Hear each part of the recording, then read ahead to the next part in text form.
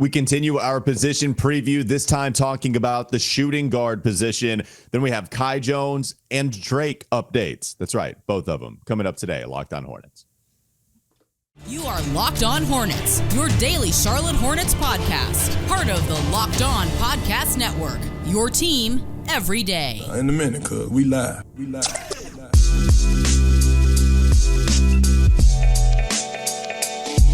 It's Locked On Hornets, part of the Locked On Podcast Network, your team every day. Thanks for making us your first listen. We're free and available anywhere you get your podcast, and that includes YouTube. This episode is brought to you by FanDuel Sportsbook, the official sportsbook of Locked On. Make every moment more. Right now, new customers can bet $5 and get $200 in bonus bets guaranteed. Visit FanDuel.com/LockedOn to get started. That's Doug Branson. If you're watching YouTube, you can find his work on his Substack, everyhornetsboxscore.com. You can listen to me, Walker Mail, on Sports Radio 92.7 WFNZ every weekday from 12 to 3 p.m. They can also text you, Doug. What is the text information? I know you've had that up and rolling for a little while. Yeah, join subtext.com/Locked On Hornets. Become an official member of the Hornets, Locked On Hornets Sicko Brigade, and you essentially get 1v1 access to my telephone, and we can text it up. Legions have joined the subtext, and you get a 14-day free trial. So it's a great way to support the show, and we're having a lot of fun there. All right, there you go. So you can text Doug, you can read his work, you can watch him. There is a lot of access to Doug Branson right now, to be honest. There is an entirely too much amount of access, to be honest. All right, let's go. Let's go to the position preview. Let's talk about the shooting guards here. One big question. We've been rolling with one big question for the point guards. We're going to continue this throughout the position preview. And this one's hard for me to get a handle on, Doug. Terry Rozier, Cody Martin. You also have Nick Smith Jr. that you drafted. And the other one, Bryce McGowens. This is another younger player who just last season we liked. There seems to be some high scoring potential for Bryce McGowens. But my big question for the shooting guard position is, do we know anything? So Terry Rozier last year, this one's the hardest one. Do we know anything? Question. That is a real big question for me. So one, I don't know if Terry Rozier is going to be on the team for the entirety of the season.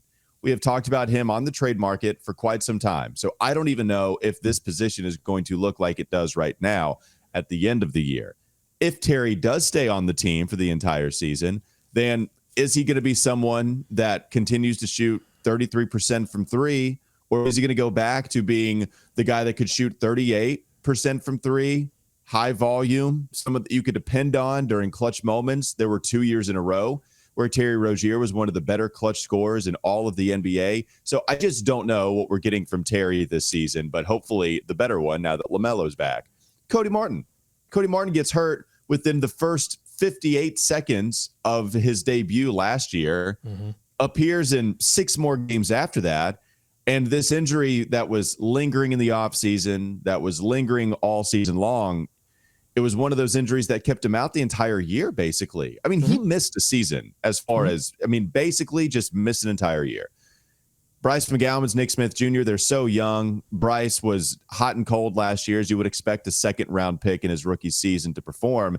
And Nick Smith Jr., some fun summer league moments, but I don't know if he is really ever out of Greensboro unless there's an injury involved. Do we know anything is my big question. And I think it's a great question. I don't think that there's a position with the Charlotte Hornets that has more question marks than the shooting guard position. And I threw Bryce McGowan's name in there, but he also plays a little bit of small forward, plays a little bit of three. I didn't put Brandon Miller's name in here because I think he's going to play more three. Yeah, I thought that was a two. good call. Yeah, so but I think the future for Brandon Miller could be at the two. So, yeah, a lot of question marks here. My question would be bouncing off of something you said, which is, can Terry Rozier summon Scary Terry again? Because I think they're going to need that to happen if they have any chance of even making the play-in. They need the 38% shooting Terry Rozier, who's not constantly having to handle the ball, who's not as responsible for so many things as he was last season because of the injuries. So really what you're saying there, what I'm saying, is the Hornets need LaMelo Ball to stay healthy. in order for Terry Rozier to reach maximum Terry Rozier. Remember, Walker, that Terry came into that season, into media day, and told everyone that he wanted his focus to be on the defensive end of the floor. And we were all like, great, if it happens, that's a cool thing to focus on. We've been talking about that a lot. I need one of the starting guards to focus on defense. So that would have been great to see. We did not get to see, even if he would have held up that promise, because everything went out the window when LaMelo Ball went down with that first injury in the preseason. And so I don't know what he's going to say at this media day. He's in the middle of a big contract. I actually have a did you know on his contract. I found an interesting detail about his contract. Would you like to hear it? No, it's okay. Let's move on. Let's go. No, yes, of course. Of course, I would like to hear it. Please tell me your factoid. Okay. So I was looking at his contract. He is in the middle of a 4-year deal. The Hornets owe him $23 million this season, $24.9 next season, and then $26.6 in that final season. But that final season is actually partially guaranteed. Did you know that? I did not know that. No, I did not know that at all. So how much is guaranteed, at least? What's the number there? That's a great question. Almost all of it is guaranteed, except for about $2 million. And I don't remember this around the contract talk. By the way, this is according to Spotrac, which is typically, on top of these things. And it says that $24.9 million of the $26.6 is fully guaranteed. The rest of it is fully guaranteed if Charlotte plays in the second round of a playoffs and Rozier plays in 70 games in any of the previous seasons. So he played 63 last season. So that season's out, or that stipulation is out so far. So he's got to play 70 games in the next 2 seasons, and the Hornets have to make the second round of a playoffs. I don't know if he's going to see that nearly $2 million. No, the second round of the playoffs doing a lot of the work to take that money away from him, for sure. One other thing about Terry Rozier is you look at him ever since he came over to the Charlotte Hornets from the Boston Celtics, he's been an entirely different player on a volume standpoint, really everywhere, right? Getting tons more minutes, scoring 18 points or more a game every season he's been here in Charlotte. I wonder if the minutes go down just a tick from this last season, if there's enough with Brandon Miller, LaMelo, we even talked about Tyler Hero yesterday. So if there's any kind of trade there, but also Terry, he's going to be 29 this season, 35 minutes per game last year on 63 appearances. If they go down, it's probably not going to be much as long as he's on the squad. It's just tough because there's not a whole lot of depth at this position either. So I just wondering if, okay, Terry, when he was playing with all the injuries, right? Terry did end up playing 63 contests last year, which is a lot given some of the injuries that they suffered elsewhere. So if he's healthy and now you have Miles and PJ and you have a bunch of guys back, but there's not really anybody in the backcourt outside of Brandon Miller, it's tough to try to figure this shooting guard position out. I think probably Terry gets 33 minutes per game, and it goes down slightly, but not really. He's mostly on average for what he's put out there for his Hornets tenure. And the shooting is the one. Does the shooting come back? Hopefully it does. I think the only way that Terry Rozier's minutes go down is if he's traded. If it goes all the way down to 0 because he moves on from the Charlotte Hornets. But I think otherwise his minutes are going to stay pretty high because, as you said, the depth behind him is not only not very deep, it's super young, and there's the big question mark with Cody Martin. What's the health status? A lot of people ask us. We don't know. I mean, we're waiting on word. We got some clear definition on what LaMelo's health status was, but still, we're still fuzzy on Cody Martin and what his availability will be. But we've got media day coming up, so you would think they would have to answer some questions on that. So we'll see. But I think that Terry is going. They're still going to depend on Terry for a lot of offensive production alongside of LaMelo Ball. But this wing rotation, there are a lot of players that they may potentially work in if the season sort of not, even if it doesn't go off the rails, even if it's just kind of, I don't know if we're going to make the playoffs or not, then probably towards the end of the season, then you might see some of his minutes drip away and go to Nick Smith Jr. or go to Brandon Miller or whatever as they flex in some of the younger pieces on this wing rotation. By the way, you mentioned Media Day coming up. That'll be up next week. Me and Wes going to be out there for WFNZ. And today it is the Hornets luncheon with Steve Clifford. So we'll see about some of the comments that are tweeted out there. Usually I go, but I'll be on the air at that time. So unfortunate. Usually I like to put the thread together, but we will see some comments come out from Steve Clifford today at the luncheon. So who knows? I want to hear the Kai Jones. I want somebody to ask the Kai Jones question. I would love to see what Steve Clifford's comment is going to be. That's what I want. You know what it's going to be. It's going to be no comment. You think Steve would say he's going to be like, what is X? He did what on Insta Live? What is that? I don't know. Anyway, eat your steak. I would love to see it. All right, speaking of Kai Jones, coming up next on the Locked On Hornets podcast. Don't go to sleep on the Hornets just yet. We have a Kai Jones update for you. And it's glorious in more ways than one. That's coming up next on Locked On Hornets. Now, before I talk to you about FanDuel, this episode is brought to you by FanDuel, #1 sportsbook, America's #1 sportsbook, and you can snap into the NFL season with FanDuel. Right now, new customers get $200 in bonus bets guaranteed when you place a $5 bet. That's $200 in bonus bets, win or lose. And if you've been thinking about joining FanDuel, there's no better time to get in on the action than right now. The app is so easy to use. There's a wide range of betting options, including spreads, player props, over-unders, even more than that. Visit FanDuel.com/lockedon and kick off the NFL season. FanDuel, the official partner of the NFL. More Locked On Hornets coming up next. All right, Doug, we have Kai Jones updates. We have multiple Kai Jones updates, but this is going to be your baby, and you took this job very seriously when we talked about having a Kai Jones update for every show. So why don't you go ahead and bring us in here, Doug? What is the Kai Jones update of the day? Tell me, Kai, ain't nothing but some miracle. Tell me, Kai, easy boxing always here in space. Tell me, Kai, just keep posting through it, my guy. Here's your Kai update. All right. Kai Jones on September 24th, 2023 tweeted, "I'm going to win Grammy Awards, heart, face emoji, rainbow, gold medal, peace, goat, 2 hearts, butterfly, splash, and basketball." Okay, thank you. That is the first part of the Kai Jones update. The real thing I wanted to talk about with Kai Jones, usually I want to move on from it very quickly. But yesterday we got a reaction from Miles Bridges. I'm surprised. Did you see this, Doug? On the old X? I did. I thought the Grammy tweet went better with that masterpiece music that I put together for the segment, but I did see the Miles Bridges reaction. But can we confirm that was because it wasn't a reply to any of the tweets, right? So can we confirm 100% that this reaction photo, which is, I believe it's the 76ers. It's PJ Tucker, right? It's PJ Tucker angrily staring at what I think is the back of Joel Embiid's head.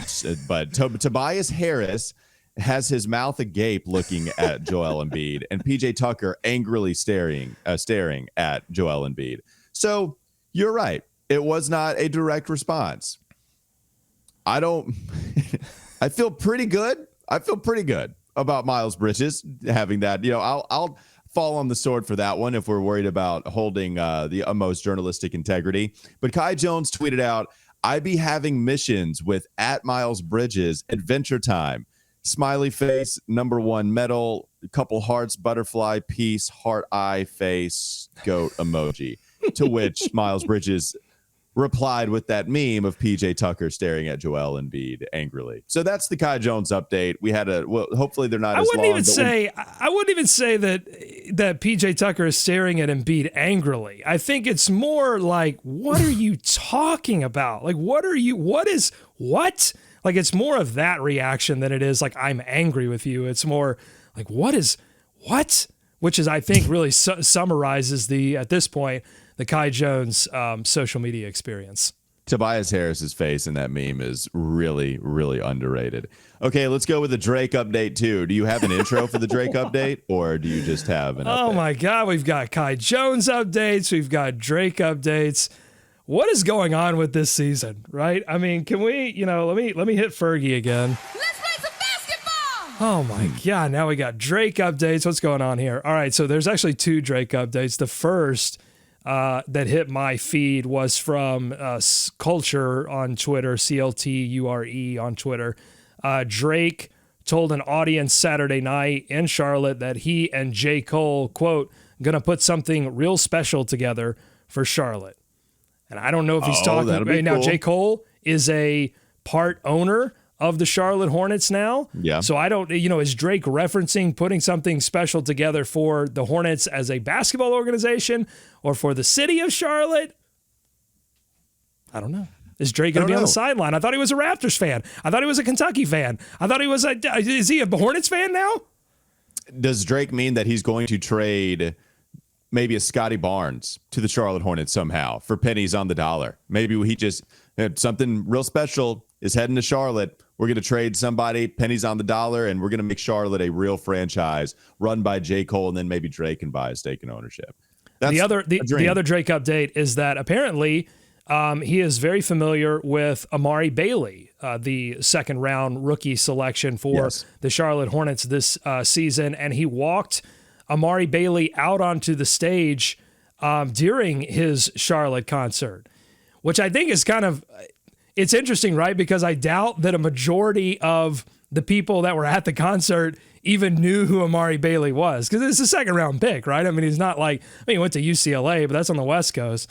Like, it's not like he went to UNC or Duke or anything like that. So, that's an interesting thing there. Well, his mom dates Drake or something like that. Well, they used to date. So, yes, that's the other part of this, that Drake used to date Joanna Leah, who is Amari Bailey's mom. And apparently Drake acted essentially, or continues to act, I guess, as a mentor to Amari Bailey. So my question here for you, Walker, we could take this in a lot of different directions, but here's the direction that I would like to take it, is finding out that Drake is a mentor to Amari Bailey and dated his mom.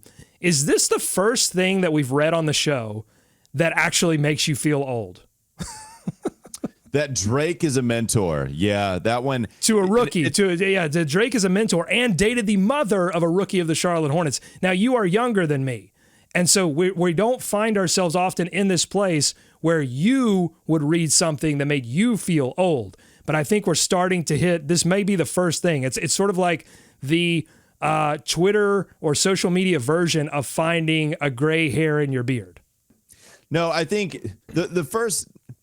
I forget what player it was. There was a player that I grew up watching that had a kid already playing in college, and that's something that made me feel old. This one, not as much, because you got to think, my introduction to Drake, like a lot of people, was Degrassi when I was still younger. So maybe it hits different for you because Degrassi, but that was around what? You would be a teen watching teens. I would have been a preteen or elementary schooler watching teens on a Nickelodeon show. So I still have it viewed as the elder. So it makes sense to me that Drake would be dating someone's mom. But it's still we're getting there. You're not wrong for bringing that up and me possibly feeling old. Go ahead. You had another Drake update. Jones, what other update? Well, Kai Jones also said that the Hornets are winning the championship forever. So I love that. Great news. Forever being the word is so hilarious. Just forever, we're always winning. I'll take a playoff. I don't even need a playoff series win. I need not a play-in game, but if I could get a playoff game win, I'll take that, Kai. Well, I don't even need to win the championship forever. I just need to see them win one playoff game this upcoming season. That would do it for me. Edit button. The Hornets are getting in the play-in tournament forever. Kai Jones, accurate. Let's move on. One more segment to go. Coming up next on the Locked On Hornets podcast. Don't go to sleep on the Hornets just yet. We have a surprise segment for you. I'm not sure what's coming up next, to be honest with you. So stick around and find out what the surprise could be with our dismount next on Locked On Hornets. All right, surprise time. You ready? We're doing the same thing we did yesterday. We're going over the athletic rankings. Surprise! Yep. The surprise was the Kai Jones update. The update music that I put together. That was a surprise. I think that should win a Grammy, honestly. Just your singing, your vocals, 100%. You did a great job. T-Pain would be proud. Let's move on to the athletic rankings. They were 15th in the point guard position rankings yesterday. When we do the shooting guard position rankings today, Doug, they come in at number 15 in each of the backcourt positions. Why do they rank 15th in these edition of the Athletic rankings? Well, I think it's Terry. I think the shooting guard position is, I don't know. I mean, maybe a little bit weak. Probably great up top. I mean, number 1 is Donovan Mitchell. Kyrie comes in at 5. Murray at 7. Zach LaVine at 8. Jaylen Brown at number 2. I think that's a little high. Jaylen Clown. I mean, he can't even dribble. I don't know why he's number 2. Paul George at number 3. Again, I might be a little high, but Anthony Edwards at number 6. Now, remember, LaMelo Ball and company were ranked 15th. Maybe LaMelo would have been higher if there was a little bit more depth at that point guard position. But yeah, Rozier finds himself at number 15. Interestingly, the guy that we talked about a lot yesterday, Tyler Hero, is number 13. A lot of people got mad at me. Not mad, but just they were a little bit surprised that I would even bring up that Tyler Hero could at some point come off the bench for the Charlotte Hornets. Was I like way off base with that idea that Hero in future seasons could be, a depth piece for them? I don't know if I would say it was way off base. I think to your point a lot with the Hornets just being a team trying to get into the postseason. I think Tyler Hero, if you trade for him, would probably start for this squad right now. And even in the next couple of seasons, you would have to. I mean, there are certainly scenarios you would have to bring in somebody that you like defensively a lot more, and then he could be the 6th man off of the bench. Yeah, like 6-man bench guy. That's what he is right now. Literally won 6th man of the year on a more talented team. I guess people just don't envision the Hornets as being nearly as talented as Miami. And so it's hard for them to see Tyler Hero coming off of the bench with this squad as currently constructed. But in a couple of years, you get a defensive-minded, good shooting guard to pair alongside LaMelo. Yeah, I could see Tyler Hero riding the pine. And that was kind of my point, right? My point was that, in future seasons, if Brandon Miller ascends to because I see him as an oversized 2, ultimately, like if he reaches his ceiling, he's an oversized 2, and you could have Tyler Hero as a bench piece. And I'm sort of projecting out the Hornets making moves around that to add even more talent to this roster. And then, but what I'm saying is what excites me about the idea of bringing Hero on is that I think he ages well, and he would age into a role that he is comfortable with, which is coming off the bench. And when you say coming off the bench, people get offended. It's like, oh, he can't come off the bench. But Hero did, but he was essentially a starter. That's the thing. Good teams find ways to sort of cheat the system. And you don't start a guy like Tyler Hero, but you end up playing him 30+ minutes because he's such a great scorer. And so that's sort of my point, was that, yeah, in the short term, you're going to start the guy because you don't have a ton of talent, and he's a talented player. I mean, much like Terry Rozier, honestly. Like, if this team had more talent, Terry Rozier would be a great 6th man off the bench. But he's starting 2 guard because they need that guy playing as much as possible if they want to score enough points to beat an opposing team, despite his defensive issues.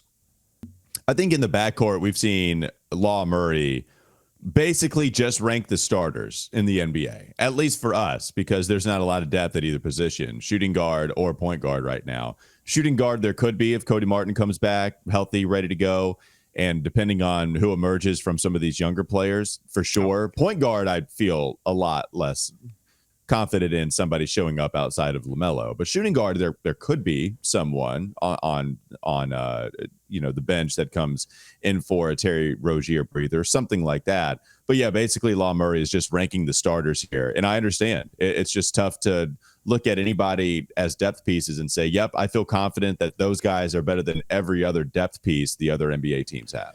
I mean, if you look at the list, because at the bottom of the list, it's guys, you've got New Orleans, who has Herb Jones, who is, they're a very important defensive piece, but they're probably knocking him for just not being any kind of offensive threat.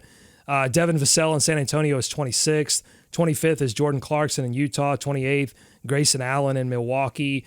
Andrew Nembhard in Indiana is number 29. So, I think that really Terry Rozier leads a tier of shooting guard that is guy that's important to your team, but is not kind of a featured star piece of your team. So I think that's really where he ranks. Yeah. I mean, they've got Law's got Giddey at number 11, Desmond Bane at number 10. So, yeah, I mean, I don't disagree. The only thing I extremely disagree with is that he has Devin Booker at number 4. I mean, that's ridiculous. Devin Snooker. What is that guy? This guy never won anything. He got him top 5. Unbelievable. Of course.